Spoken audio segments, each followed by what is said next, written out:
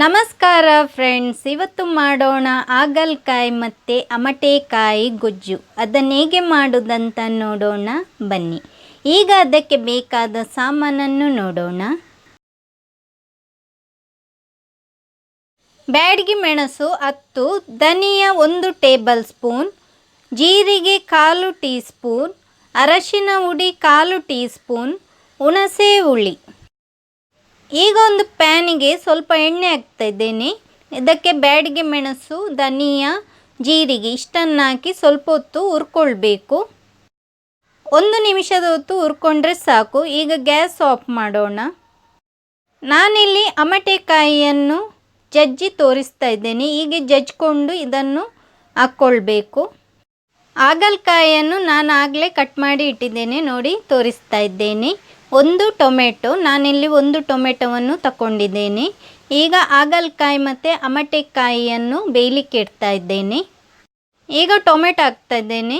ಹಾಗೆಯೇ ನೀರು ಜಾಸ್ತಿ ಹಾಕ್ಕೊಳ್ಳೋದು ಬೇಡ, ಸ್ವಲ್ಪ ಹಾಕಿದರೆ ಸಾಕು. ಈಗ ಇದನ್ನು ಬೇಯಲಿಕ್ಕೆ ಬಿಡೋಣ.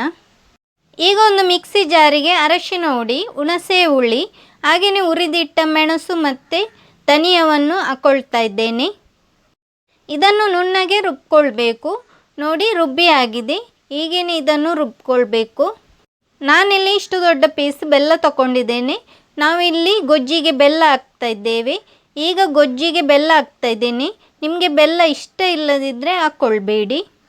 ಹಾಗಲಕಾಯಿ ಮತ್ತು ಅಮಟೆಕಾಯಿ ಬೆಂದಿಲ್ಲ. ಸ್ವಲ್ಪ ಹೊತ್ತು ಇದನ್ನು ಲಿಡ್ ಮುಚ್ಚಿ ಬೇಯಲಿಕ್ಕೆ ಬಿಡೋಣ.